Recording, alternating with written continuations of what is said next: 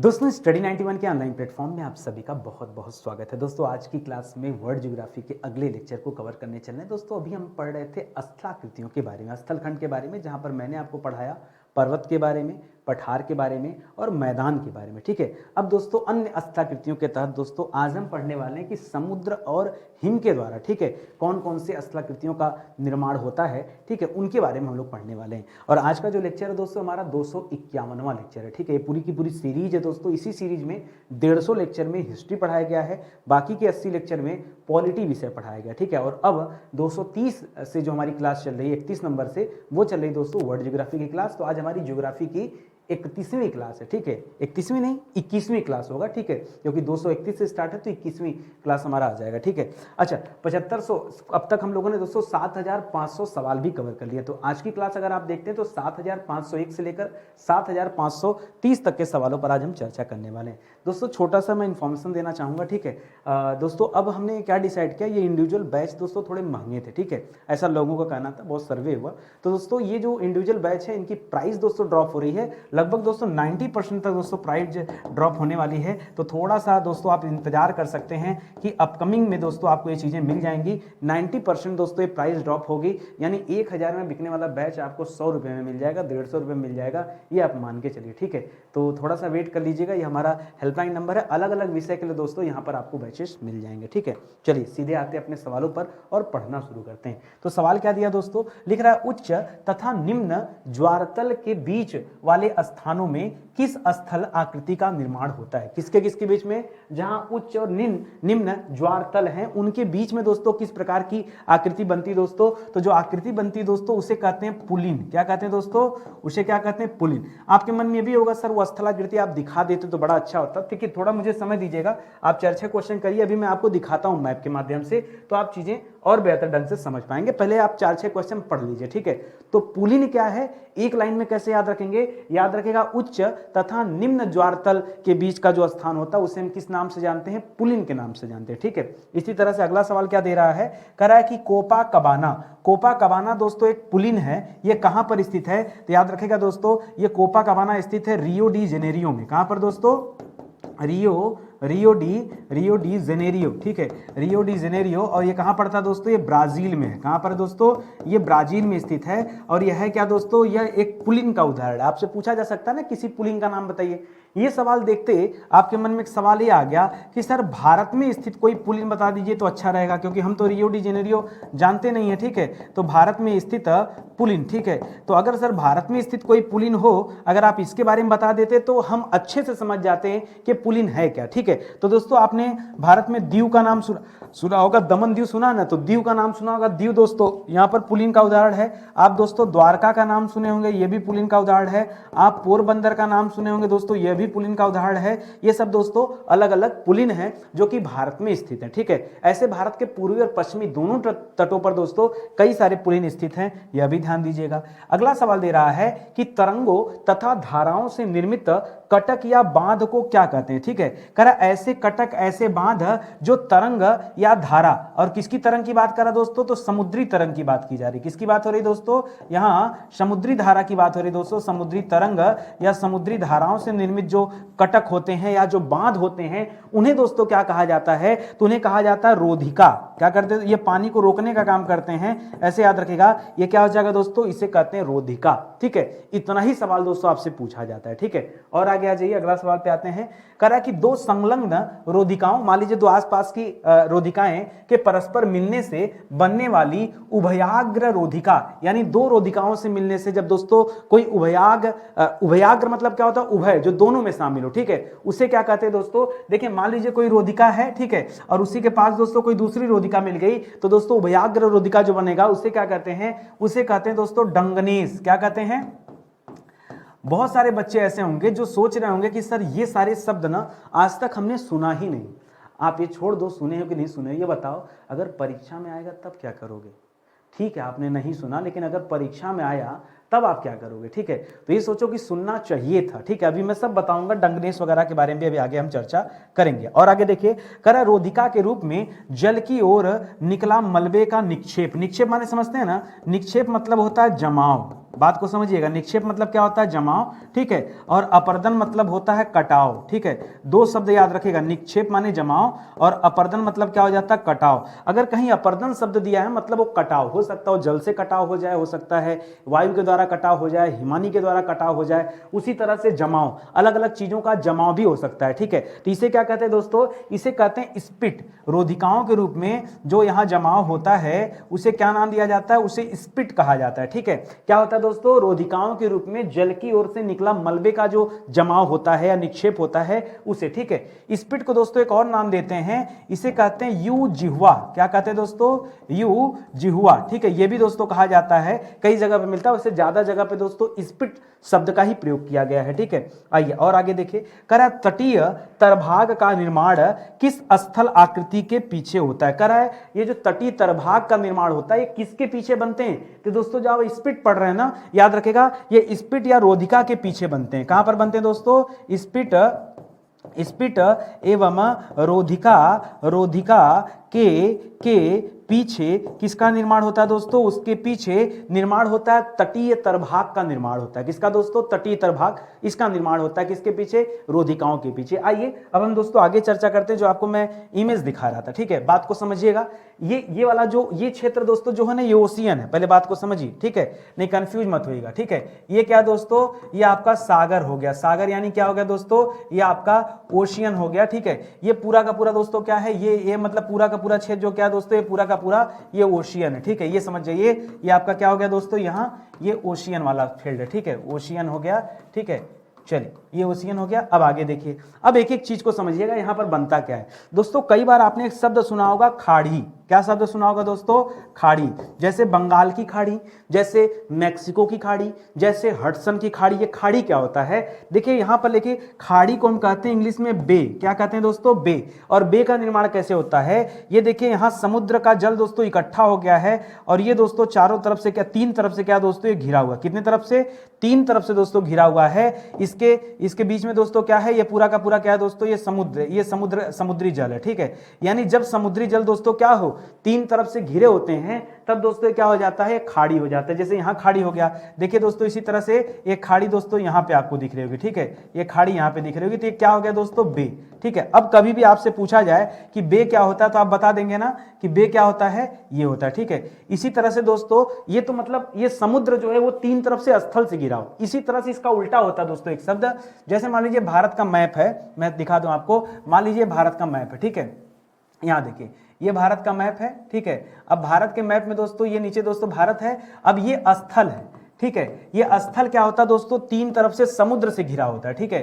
ये स्थल दोस्तों क्या है, ये तीन तरफ से समुद्र से घिरा होता है। तो जब स्थल घिरा हो तीन तरफ समुद्र से, तो इसे कहते हैं दोस्तों प्रायद्वीप। क्या कहते हैं दोस्तों, इसे कहते हैं प्रायद्वीप, ठीक है, प्रायद्वीप कहते हैं, ठीक है। यानी जब कोई स्थलखंड तीन तरफ से पानी से घिरा हो तब उसे प्रायद्वीप कहते हैं। जब कोई जलखंड तीन तरफ से स्थल से घिरा हो, उल्टा हो गया, तब उसे क्या कहते हैं दोस्तों, तब हम इसे क्या कहते हैं, तब हम इसे कहते हैं खाड़ी। इतनी बात याद हो गई, दो बातें ना। अब तीसरी बात देखिए, ठीक है दोस्तों, ये यहां पे इसको हाईलाइट करिए जरा, ये दोस्तों बैरियर आइलैंड, ठीक है। ये क्या है दोस्तों, बैरियर आइलैंड। ये आइलैंड मतलब क्या होता है दोस्तों, आइलैंड, एक शब्द यहां लिखा मैंने आइलैंड, ठीक है। ये आइलैंड क्या होता है, आइलैंड कहा जाता है दोस्तों, आइलैंड कहा जाता है किसी ऐसे द्वीप को जो चारों तरफ से जल से घिरा हो। तो देखिए इसके चारों तरफ दोस्तों जल ही जल है, ये हो जाएगा, ठीक है। इसी तरह एक शब्द होता है दोस्तों इनलेट। क्या शब्द होता है दोस्तों, इनलेट। ये इनलेट क्या होता है दोस्तों, इनलेट वह सकरा भाग होता है जहां से क्या होता है दोस्तों, ये जल प्रवेश करता है। यहां से जल यहां प्रवेश करेगा ना, तो इसके लिए दोस्तों कोई ना कोई सकरा भाग होगा ना। भाई ये पानी बताइए, समुद्री पानी यहां कैसे पहुंचेगा, आप बताओ, कोई ना कोई सकरा भाग होना चाहिए ना। वही सकरा भाग क्या कहलाता है दोस्तों, ये इनलेट होता है, ठीक है। इसी तरह से दोस्तों इनलेट के ठीक पास में ये सैंड स्प्लिट पाए जाते हैं। क्या पाए जाते हैं, सैंड स्प्लिट। ये सैंड स्प्लिट क्या होते हैं दोस्तों, ये लिखा हुआ है सैंड, सैंड मतलब होता है बालू, और एक शब्द दे दिया दोस्तों स्प्लिट। अभी आपने पीछे पढ़ा, स्प्लिट माने मलबे का जमाव, तो यहाँ दोस्तों मलबा जम जाता है तो बन जाता है दोस्तों सैंड स्प्लिट। आगे बात समझ में, ये सैंड स्प्लिट बन गया। यहाँ लिखा दोस्तों लॉन्ग शोर करंट, ठीक है, मतलब ये धाराएं चल रही हैं ऐसे समझिए, ठीक है।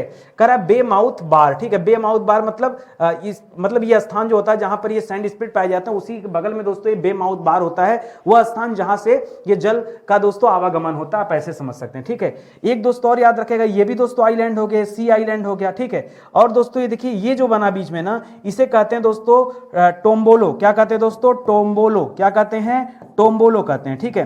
और स्प्लिट में चीज और याद रखेगा, जो स्प्लिट होते हैं ना, स्प्लिट जो होते हैं, ये स्प्लिट दोस्तों स्पिट बोलते हैं, स्प्लिट नहीं स्पिट। ये स्पिट 3 टाइप के होते हैं। एक स्पिट होता है दोस्तों जब ऐसे निकलता होता है तो इसे स्पिट कहते हैं। क्या कहते हैं? स्पिट। जब ये स्पिट ऐसे हुक की तरह हो जाता है दोस्तों तब इसे क्या कहते हैं? इसे हुक स्पिट कहते हैं। और जब ऐसे गोल हो जाता है दोस्तों तब इसे लूप कहा जाता है। क्या कहा जाता है? लूप कहा जाता है। तो 3 बातें होती हैं। अभी आगे आप और भी सवाल पढ़ेंगे तो ये तथ्य आप पूरा याद रखेंगे। एक शब्द है दोस्तों लैगून। कई बार दोस्तों एक शब्द आप सुनते होंगे लैगून झील। लैगून झील मतलब क्या होता है? देखिए समुद्री जल दोस्तों इसकी इस साइड आ गया और यहां दोस्तों पूरा पानी भर गया, ठीक है। तो दोस्तों ये समुद्री हिस्से से थोड़ा कट जाता है, ठीक है। तो दोस्तों इसे कहते हैं लैगून, ठीक है। जैसे दुनिया की सबसे बड़ी लैगून झीलों में से एक मानी जाती है चिल्का झील, ठीक है। भारत में उड़ीसा में जो चिल्का झील है दोस्तों ये एक लैगून झील है। और बीच के मारे आप जान ही रहे हैं दोस्तों, बीच वह स्थान होता है जो समुद्री किनारा होता है, ठीक है। तो याद रखें हर जगह बीच नहीं होता। मान लीजिए अगर कहीं पहाड़ हो तो वहां बीच कैसे होगा? बीच के लिए मैदानी हिस्सा जब समुद्र से जाकर मिलता है तब वहां दोस्तों बीच का निर्माण होता है, ठीक है। तो ये तथ्य आप समझ गए ना। अभी आगे बहुत कुछ मैं आपको सिखाने वाला हूं। समय देंगे तो सीख पाएंगे, नहीं समय देंगे तो भाई कैसे मैं आपको सिखाऊंगा। चलिए आगे बढ़ते हैं। अगला सवाल देखिए, लिख रहा है शुष्क उष्णकटिबंधीय भागों के तटीय क्षेत्रों में। बहुत ध्यान से पढ़िएगा, किसकी बात कर रहा दोस्तों?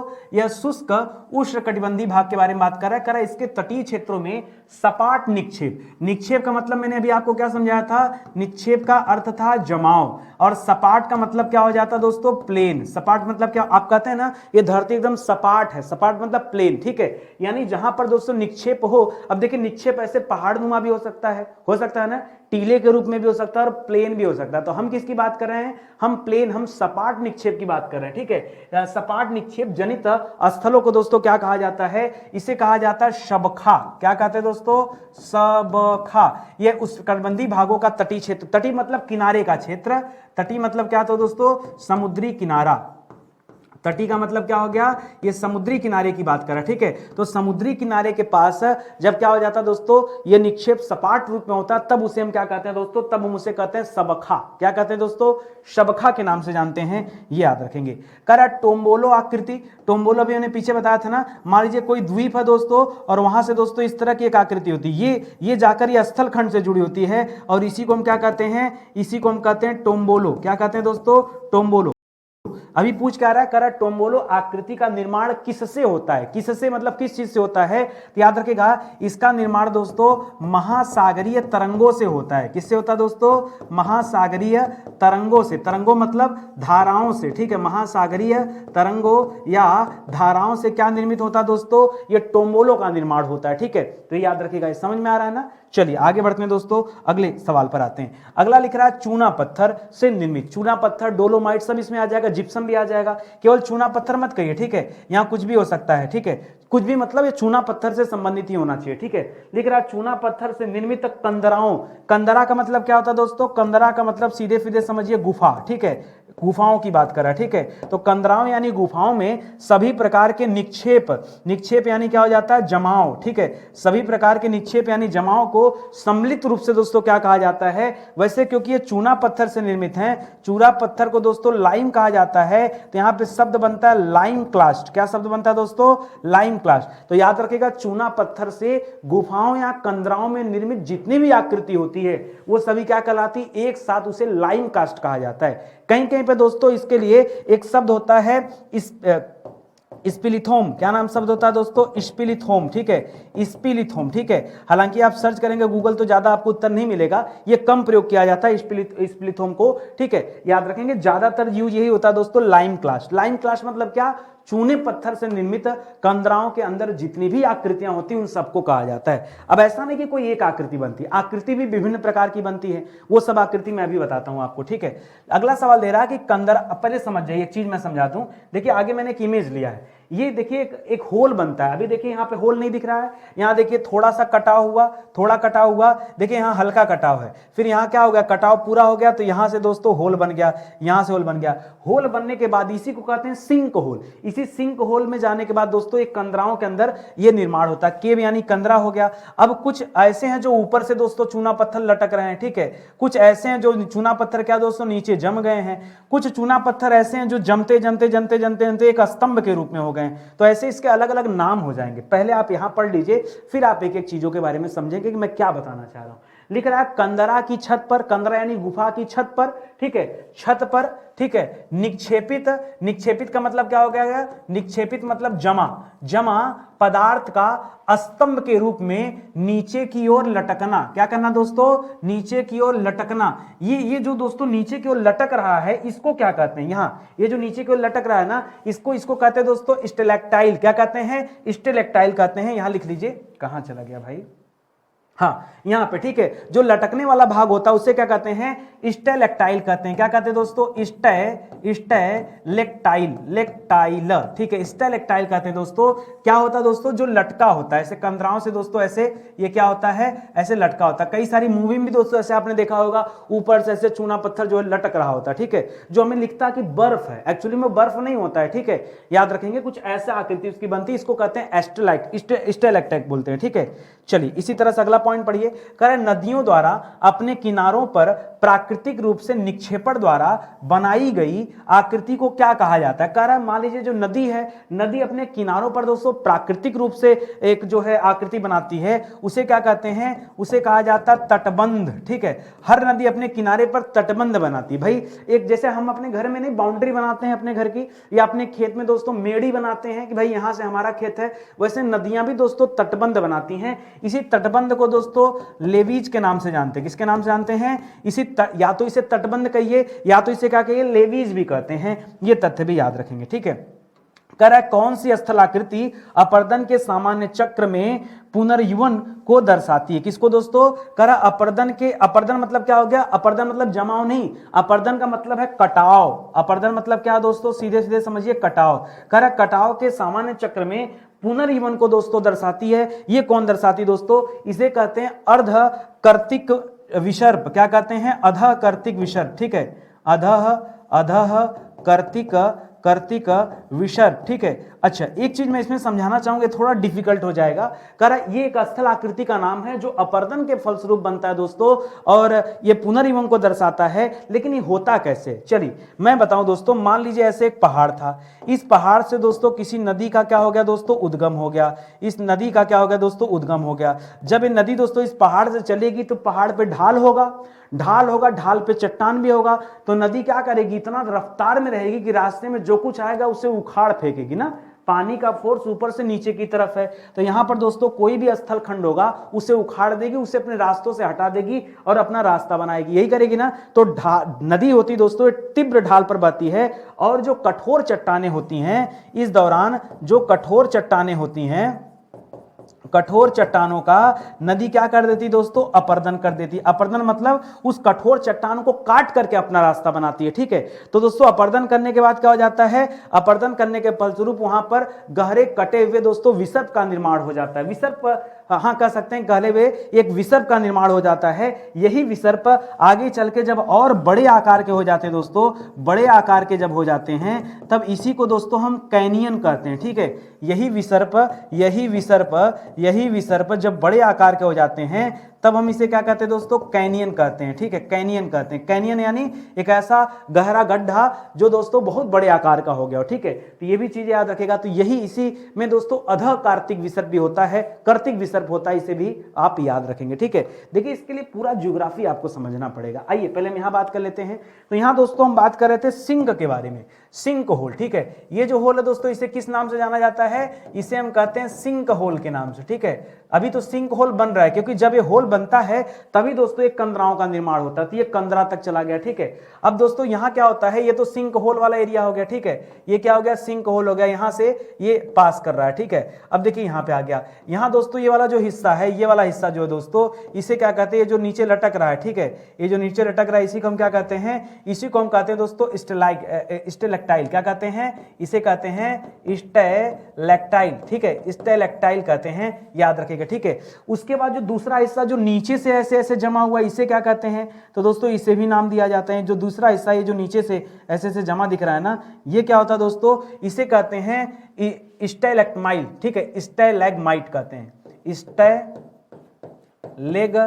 स्टेलेग्माइट, ठीक है। अंतर देखिएगा, ये स्टेलेग्माइट है और ये क्या था दोस्तों, यह स्टेलेक्टाइल है, लेक्टाइल, ठीक है। अब ये बहुत क्लोज दोस्तों नाम है, अगर आप ध्यान नहीं देंगे ना तो फिर कंफ्यूजन हो जाएगा। जो लटकता है वो लेक्टाइल है, स्टे तो कॉमन हो जाएगा, जो लटकता है वो लेक्टाइल है, जो नीचे की तरफ है वो माइट है, ठीक है, स्टेगमाइट है, इसको याद रखेगा। और जो दोस्तों ऐसे स्तंभ के रूप में दोस्तों हो गया, इसे क्या कहते हैं, तो इसे पिलर कहते हैं। क्या कहते हैं दोस्तों, पिलर। पिलर यानी यह स्तंभ ही हो जाएगा, यह भी याद रखेंगे। तो अलग अलग जो आकृतियां हैं जरा उनके बारे में भी आप जानते रहिए, ठीक है। चलिए आगे बढ़ते हैं, कुछ और चीजें मैं आपको सिखाता हूं।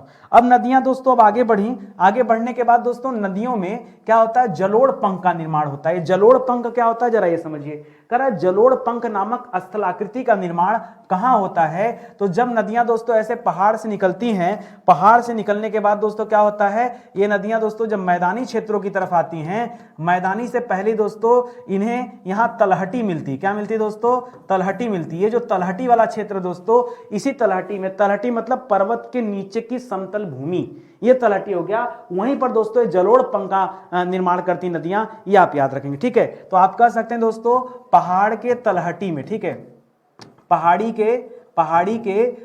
के तलहटी में दोस्तों किसका निर्माण होता है, जलोढ़ पंख का निर्माण होता है, ये आप याद रखेंगे। गोल गोल जो पत्थर होते हैं ना वही याद रखें, ठीक है, जलोढ़ पंख। चलिए आगे बढ़ते हैं। करा लटकती घाटियां किस क्षेत्र में पाई जाती हैं, ठीक है, लटकती हुई घाटियां दोस्तों ये किस क्षेत्र में मिलती हैं, ये बताइए। तो लटकती घाटियां भी आपने कहां पढ़ा दोस्तों, ये ज्यादातर वैसे पाई जाती हिमानी क्षेत्र में। कहां पाई जाती हैं, यह लटकती घाटियां ये हिमानी क्षेत्र में मिलती हैं, जहां हिमानी मतलब ऐसा क्षेत्र जो बर्फ से पूरी तरह ढका हो, ठीक है।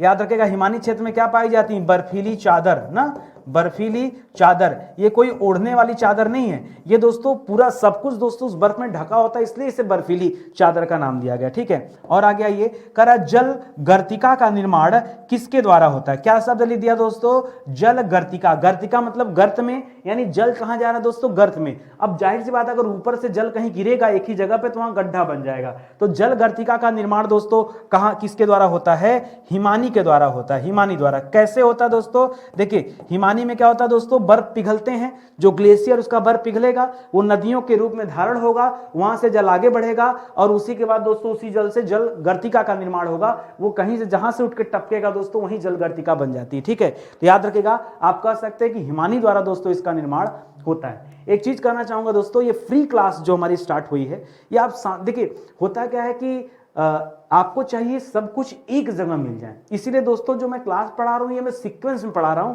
कि कभी आपको ऐसा महसूस ना हो कि सर आपने कोई टॉपिक छोड़ दिया है। आपके भी मन में हमेशा ही सवाल आता है कि मैं किसी ऐसे जगह से पढ़ूं जहां चीजें एकदम कंप्लीट पढ़ाई गई। जैसे एंशिएंट हिस्ट्री है तो कंप्लीट है, मिडावल है तो कंप्लीट है, मॉडर्न है तो कंप्लीट है। ये दोस्तों 150 लेक्चर में आपको पढ़ाया गया, पूरे के पूरे 150 लेक्चर में ये 3 विषय आपको पढ़ा दिए गए। इसी तरह से ये कुल मिला के दोस्तों 80 लेक्चर में 151 से लेकर 230 नंबर की जो क्लास थी उसमें हमने दोस्तों संविधान को पढ़ लिया। अब आगे जो हम पढ़ रहे दोस्तों ये हम वर्ल्ड ज्योग्राफी की क्लास को कवर कर रहे हैं जो आज आप देख रहे हैं, ठीक है। तो इसी तरह से आप सीक्वेंस में जाके चीजें पढ़ेंगे तो ज्यादा बेहतर रहेगा और अच्छे से आप याद रख पाएंगे। आगे देखिए, करा हिमानी प्रदेशों में बनी कंघी नुमा तेज किनारों वाली जो नग्न चट्टानें होती, नग्न मतलब नंगी चट्टानें, नग्न मतलब क्या दोस्तों, जो नंगी चट्टानें होती हैं उन चट्टानों की दीवार को क्या कहते हैं? आपने देखा होगा दोस्तों, कहीं कहीं पे ऐसे दोस्तों देखिए, ऐसे ऐसे पे दोस्तों ऐसे ऐसे पहाड़ होते हैं, ठीक है, ऐसे पहाड़ होते हैं और इनमें दोस्तों ऐसे धारियां दिखती हैं, ठीक है, ऐसे धारियां दिखती दोस्तों, इसीलिए इसे कंघी नुमा चट्टान कहा गया, ठीक है। और ये जो होता है दोस्तों, इसे कहते हैं अरेट। क्या कहते हैं दोस्तों? इसे नाम देते हैं अरेट का, या कहीं पे जगह दोस्तों इसे एरिट पढ़ते हैं, ठीक है, अरेट या एरिट, ये दोनों चीजें मिलती है दोस्तों, वैसे अरेट याद रखिए, ठीक है। जो कंघी नुमा संरचना होती है पर्वतों पर, ये उसको कह रहे हैं। और पर्वतों पर क्या, हिमालयी प्रदेशों में दोस्तों इस तरह की संरचनाएं मिलती हैं। करा हिमोड़ किसके द्वारा निक्षेपित, निक्षेपित मतलब जमाए जाते हैं, निक्षेपित मतलब क्या दोस्तों? जमाए जाते हैं, ठीक है। करा जो हिमोड़ होता है ये किसके द्वारा दोस्तों निक्षेपित किए जाते हैं, बताइए। तो जो हिमोड़ होता है दोस्तों, इसे हिमनद जो है, हिमनद, हिमनद द्वारा निक्षेपित होते हैं, निक्षेपित होते हैं दोस्तों, ये आप याद रखेंगे, ठीक है। हिमनद द्वारा दोस्तों निक्षेपित होते हैं, आप इसे याद रखिए, ठीक है। इसी तरह से और आगे बढ़िए, अगला सवाल पढ़िए। करा हिम क्षेत्र की निचली सीमा क्या कहलाती है? जो हिम क्षेत्र की निचली सीमा होती है दोस्तों, किसकी? हिम क्षेत्र की निचली सीमा जो होती है, जहां पर हिम से ढके हुए जगह पाए जाते हैं, ठीक है।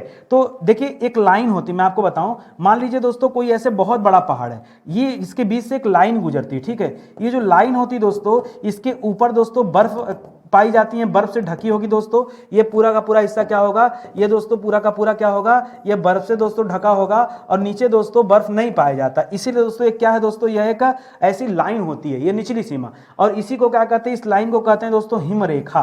क्या कहते हैं? इसी को कहा जाता है हिमरेखा, क्योंकि कि इस रेखा के ऊपर दोस्तों टेम्परेचर अलग होता है और उसके नीचे टेम्परेचर अलग होता है। क्योंकि भाई अगर ऐसा ना होता तो जहां जहां पहाड़ है हर जगह दोस्तों पहाड़ बर्फ से आच्छादित होता, लेकिन ऐसा नहीं, क्योंकि ऊंचाई भी मैटर करता है। तो ऊंचाई एक रहती दोस्तों, तो उसके बाद इसी हिमरेखा के ऊपर दोस्तों इस तरह के बर्फीली चादरें पाई जाती हैं या हिमखंड पाए जाते हैं, या वो क्षेत्र जो पूरी तरह से हिमानीकृत होते हैं, मतलब हिम से ढके होते हैं, बर्फ से ढके होते हैं, ठीक है। ये दोस्तों है, तो हिमरेखा की ही हम बात करते हैं। चलिए आगे दोस्तों एक चित्र और आपको समझाता हूं। कई सारी चीजों का निर्माण होता है यहाँ पर। मान लीजिए दोस्तों ये पूरा का पूरा एक पर्वत है, ठीक है। अब पर्वत के ऊपर दोस्तों ऐसे ऐसे स्थल, ऐसे जगह जो ऐसे चोटी नुमा होते हैं दोस्तों, इस चोटी को क्या कहते हैं? तो इस बर्फीली चोटी को, चोटी में भी कैसी चोटी है दोस्तों? यह बर्फीली चोटी है दोस्तों। इस बर्फीली चोटी को कहते हैं हॉर्न। क्या कहते हैं दोस्तों?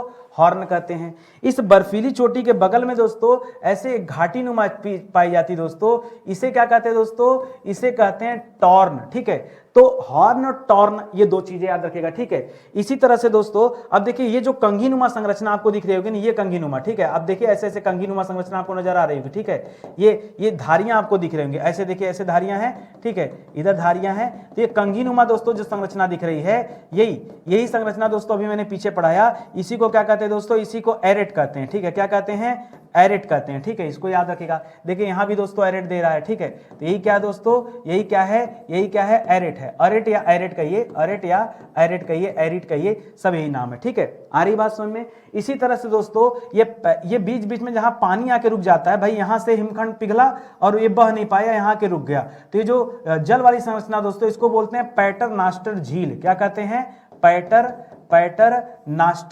पैटरनास्टर झील कहते हैं, ठीक है। जब आकार थोड़ा और बड़ा हो जाता है तब दोस्तों इसी को कहते हैं सर्क। क्या कहते हैं? सर्क कहते हैं, ठीक है। तो ये सब दोस्तों ग्लेशियर के आसपास की संरचना है, जरा इसे भी आप याद रखेंगे, ठीक है। चलिए आगे बढ़ते हैं, अगले पॉइंट पर आते हैं और अगला सवाल देखते हैं। लिख रहा है किस स्थल आकृति को हिम चादर का लघु रूप माना जाता है? हिम चादर मतलब बर्फ से ढका होता है यह आकृति, लेकिन दोस्तों यह हिम चादर का क्या होता है? सबसे छोटा रूप माना जाता है। इसका नाम क्या है? तो इसे कहा जाता है दोस्तों हिम टोपी। क्या कहते हैं दोस्तों? इसी को हम क्या कहते हैं? हिम टोपी। अभी मैंने पीछे बताया दोस्तों, ये जो हार्न बताया ना, ये वही हार्न है, ठीक है। हिम टोपी क्या दोस्तों? एक तरह से आप मान सकते हैं कि जो हार्न है दोस्तों यही है, ठीक है। ये छोटी आकृति होती है, ठीक है।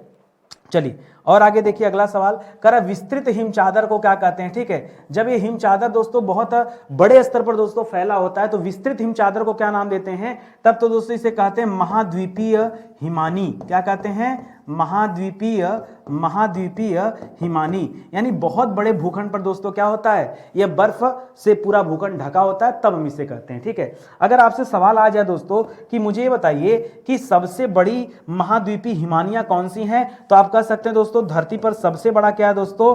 अंटार्कटिका है ना, अंटार्कटिका जो महाद्वीप है दोस्तों, अब ये पूरी तरह से दोस्तों बर्फ से ढका हुआ है, तो ये भी इसका उदाहरण है। इसी तरह से दोस्तों आपने ग्रीनलैंड का नाम सुना होगा, किसका नाम सुना होगा? ग्रीनलैंड का नाम सुना होगा। ग्रीनलैंड वही जहां पर इग्लू अपना जो है स्कीमो जो है इग्लू बनाकर रहते हैं, इग्लू घर बनाकर रहते हैं, बर्फ के घर बनाकर रहते हैं, वही वाला है। तो इस तरह से दोस्तों सबसे बड़ी महाद्वीपीय हिमानियों का दोस्तों ये उदाहरण है, ठीक है, इसको याद रखेंगे, ठीक है। और उसके आगे दोस्तों जो हमारे देश में स्थित ग्लेशियर वगैरह बहुत छोटे हैं, ठीक है। करा अलास्का की गिरिपदीय हिमानी, गिरिपदी मतलब क्या हो जाता है दोस्तों? पर्वत की तलहटी में स्थित, ठीक है, पर्वत की तलहटी के पास स्थित, तलहटी के पास स्थित है, तभी तो इसे कहा गया गिरिपदीय। पदी मतलब पैर, पर्वत के पैर के पास। तो अलास्का की गिरिपदीय हिमानी को एक स्पेशल नाम दिया गया, वो क्या है दोस्तों? इसे कहा जाता है मेला स्पीना। क्या कहते हैं दोस्तों? इसे नाम दिया जाता है मेला स्पीना का, ठीक है। मुझे पता है बहुत सारे बच्चों के सर के ऊपर से बातें जा रही। एक्चुअली दिक्कत क्या है, आपने जहां से भी कोचिंग किया ना, अगर आपकी कोचिंग में सारी बातें नहीं पढ़ाई गई तो आप ये समझिए कल को आप सवाल हल कैसे करोगे। और मैं कोई ऊपर की बातें नहीं बता रहा हूं, मैं आपके सिलेबस की बात बता रहा हूं। जो आपने पढ़ा ना, मैं उसी सिलेबस की बात बता रहा हूं। अब नहीं लिखा आपने तो उसको नोट करिए, नोट डाउन नहीं करेंगे तो कल को फिर से आप परेशान होंगे और फिर आप मत कहिएगा कि नितिन सर ने नहीं बताया, ठीक है। इसी तरह से पश्चिमी ग्रीनलैंड, ठीक है, ग्रीनलैंड दोस्तों अभी हमने क्या पढ़ा? ग्रीनलैंड क्या है? ये महाद्वीपीय हिमानी का उदाहरण है। महाद्वीपीय हिमानी का दोस्तों हम इसे उदाहरण मान सकते हैं क्योंकि पूरी तरह से बर्फ से ढका हुआ है। कह रहा है कि पश्चिमी ग्रीनलैंड के गिरिपदीय हिमानी कौन सी है? पश्चिमी ग्रीनलैंड में स्थित गिरिपदी हिमानी कौन सी है दोस्तों? तो यहां पर एक सुना होगा आपने फ्रेडरिक का नाम, ठीक है, नहीं सुना होगा ना, फ्रेडरिक साबा, ठीक है। क्या बोलते हैं इसे? फ्रेडरिक साबा बोलते हैं दोस्तों, साबा, ठीक है, साबा की साब, ठीक है, फ्रेडरिक साब बोलते हैं। ये पश्चिमी ग्रीनलैंड में स्थित दोस्तों क्या है? किसका उदाहरण है? गिरिपदीय हिमानी का उदाहरण है। मतलब कुछ श्रृंखलाएं ऐसी है, उसके नीचे दोस्तों आपको इस तरह की आकृतियां देखने को मिलेंगी। अंटार्कटिका की गिरिपदी हिमानी दोस्तों कौन सी है? ठीक है, अंटार्कटिका भी दोस्तों पूरी तरह से बर्फ से ढका हुआ है, तो वहां पर स्थित गिरिपदी हिमानी कौन सी है दोस्तों? उसको बोलते हैं वाटर पॉइंट। क्या बोलते हैं? उसको बोलते हैं वाटर पॉइंट, ठीक है, वाटर पॉइंट बोलते हैं दोस्तों। उसका नाम ही है, ऐसे अलग अलग नाम दे दिया गया, ठीक है, ये आप याद रखेंगे। चलिए और आगे आइए, अगला सवाल देखिए। कह रहा है कि निमग्न हिमानीकृत घाटियां जो होती दोस्तों, उन घाटियों को क्या कहते हैं? जो निमग्न हिमानीकृत घाटियां होती हैं उन्हें क्या कहते हैं? उन्हें कहते हैं फियोर्ड। क्या कहते हैं दोस्तों? फियोर्ड, यानी ढके हुए, ठीक है।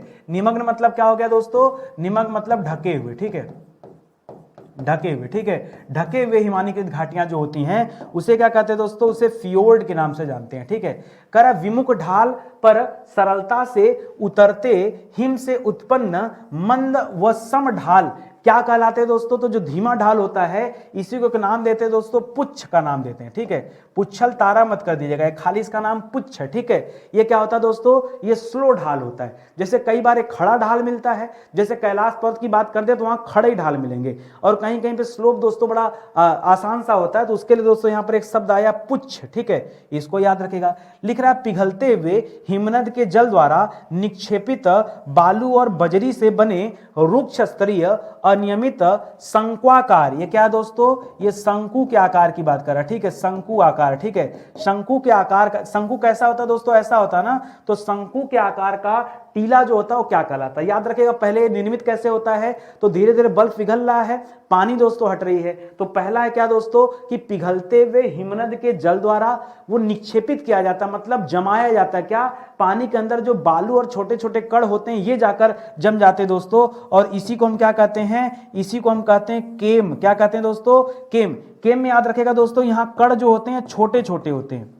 कण क्या होते हैं दोस्तों? यही खासियत इसकी केम की, कि जो कण होते हैं ये छोटे छोटे कण होते हैं दोस्तों, ये जाकर दोस्तों जम जाते हैं, ठीक है। और कहां जमते हैं? तो हमेशा अग्रभाग में जमते हैं, हिमनद के अग्रभाग में जाकर ये जम जाते हैं छोटे छोटे कण, तो इसी को कहते हैं केम। इसी तरह से दोस्तों केम के विपरीत जो बने गर्त होते हैं, याद रखेगा केम के विपरीत, तो केम के विपरीत क्या हो जाएगा दोस्तों? यहां बड़े बड़े, ठीक है, बड़े बड़े कण की बात करेंगे। जैसे दोस्तों केम में छोटे छोटे कण थे, तो इसके विपरीत जाएंगे तो कण क्या हो जाएंगे दोस्तों? बड़े बड़े हो जाएंगे। अब इसे क्या कहते हैं? अब इसे हम कहते हैं दोस्तों केटिल। क्या कहते हैं? तो केम के विपरीत क्या होता है दोस्तों? केम के विपरीत क्या होता है? केटिल होता। अंतर क्या है?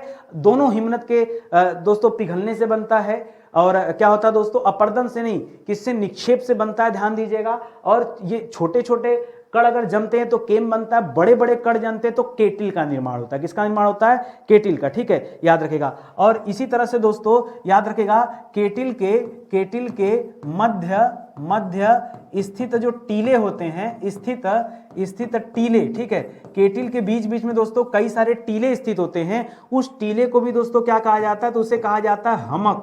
क्या कहते हैं दोस्तों? हमक, ठीक है। क्या कहते हैं? हमक। ये दोस्तों ज्योग्राफी है, असली ज्योग्राफी तो आज आप पढ़ रहे हैं। लग रहा होगा सर एकदम मतलब गजब का ही सवाल दे दिया है कि दिमाग में नहीं आ रहा है, ठीक है। कौन से हिमोड़ प्रतिसारी हिमोड़ कहलाते हैं? ठीक है, हिमोड़ तो आप समझ रहे होंगे दोस्तों। हिमोड़ होता क्या है पहले बताइए। हिमोड़, हिम धन ओड़ बराबर क्या हो जाता है? हिमोड़। इसका मतलब क्या होता है दोस्तों? जब हिमनद, देखिए हिमनद, जब हिमनद मतलब क्या हो गया? हिम मतलब हो गया बर्फ, हिम मतलब बर्फ, ठीक है, और प्लस नद मतलब क्या हो गया? नदी, ठीक है। जब बर्फ की नदी जो है दोस्तों पिघलती है, ठीक है, पिघलने के पश्चात छोटे बड़े कण साथ लेकर चलती है, ठीक है, छोटे बड़े कण साथ लेकर चलती है। इसी को क्या कहते हैं दोस्तों? इसी को कहते हैं हिमोड़। ये हिमोड़ और कुछ नहीं है, यही क्या है दोस्तों? जो छोटे बड़े कण हैं इसी को क्या कहते हैं? हिमोड़। कब? जब दोस्तों बर्फ वाली नदी धीरे धीरे पिघलती है तब दोस्तों ये बनता है। और ये जो कौन से हिमोड़ प्रतिसारी हिमोड़ कहलाते हैं? तो जो अंतिम हिमोड़ होता है दोस्तों, अंतिम हिमोड़ जो होता है उसे प्रतिसारी हिमोड़ का दर्जा देते हैं दोस्तों। ये आप तथ्य याद रखेंगे, ठीक है। आई बात समझ में?